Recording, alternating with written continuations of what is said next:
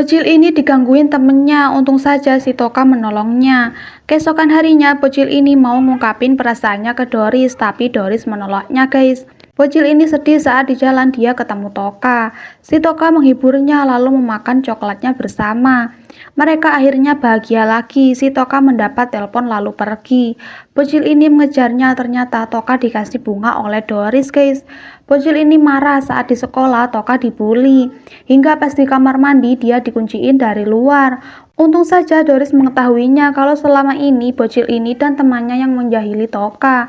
Toka keluar lalu bocil ini minta maaf ke Toka, tapi Toka langsung pergi. Alhasil dia nggak punya teman lagi guys. Wanita ini sedih karena akan lahiran sendiri. Dia iri melihat wanita lain bersama suaminya.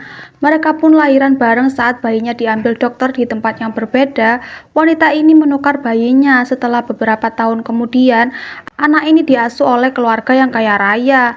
Tapi anak aslinya malah jadi pembantu guys.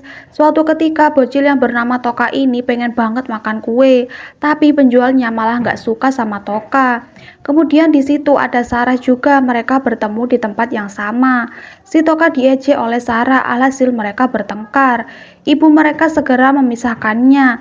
Ibu ini sadar kalau bayinya dulu punya tanda lahir di jidatnya yang sama dengan Toka. Kemudian wanita ini menceritakan kalau dulu bayinya ini ditukar. Wanita ini akhirnya ditangkap polisi. Sementara Toka bisa menerima Sarah menjadi saudaranya guys. Karena terlalu banyak uang sampai ingus pun bocil ini ngusapin pakai uang guys.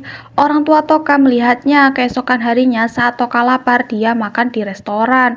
Semua makanannya banyak banget, tapi saat ditagih bilnya ATM Toka nggak bisa dipakai. Bahkan sampai dikeluarin semua, ternyata nggak bisa dipakai semua guys. Lalu Toka ditelepon ayahnya yang ngabari kalau ayahnya bangkrut. Alhasil si Toka disuruh cuci piring buat ngeganti makanannya. Tiap hari Toka kerja bersih-bersih dan melayani di restoran itu. 1 bulan kemudian dia gajian guys, lalu membeli 2 pakaian. Ternyata pas nyampe rumah pakaian itu diberikan ke orang tuanya. Lalu orang tua Toka cerita kalau sebenarnya mereka pura-pura bangkrut supaya Toka tidak jadi anak yang boros guys. Toka diajak ke pantai lalu dia melihat ada pangeran duyung. Mereka main bareng guys, tapi si ibu manggil Toka ngajakin pulang. Ketika malam hari Toka membayangkan jadi putri duyung dan main bersama pangeran duyung guys. Keesokan harinya saat dia nonton TV, Toka bertekad mau operasi biar jadi duyung. Ternyata ibu Toka sudah menyiapkan ekor duyung palsu guys. Ibu Toka kaget karena anaknya mau operasi. Ibu Toka langsung menyusulnya. Saat operasi mau dimulai, ibu Toka datang lalu memberikan ekor duyungnya. Ternyata si ibu tahu kalau Toka pengen main bersama pangeran duyung. Akhirnya operasinya nggak jadi. Toka lalu pulang dan keesokan harinya Toka bersama pangeran duyung bisa main bareng lagi guys. Jarjit lagi sepedaan, kemudian nyungsep guys, alhasil badan Jarjit penuh luka. Upin Ipin yang nengok Jarjit merasa kasihan karena Jarjit nggak bisa bangun. Sementara saat Fizi yang jenguk, dia malah ngejek Jarjit dengan joget TikTok guys. Bang Ozan yang melihatnya, dia menyuruh Lala buat ngasih pelajaran ke Fizi guys. Lala segera melaksanakannya. Si Fizi dihukum dengan pindah kondisi bertukar tempat.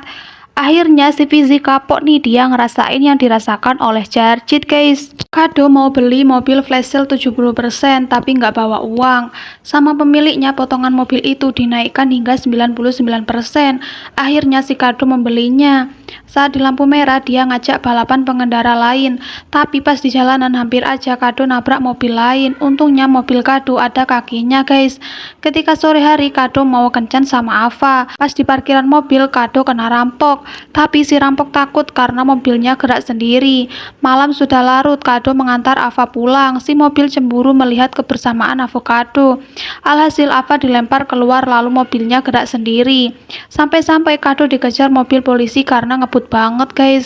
Si Kado udah nggak tahan sama mobilnya. Akhirnya dia keluar lalu kabur. Mobilnya kecebur sungai guys. Tapi keesokan harinya mobil itu naik sendiri. Dia mau nyari Kado lagi.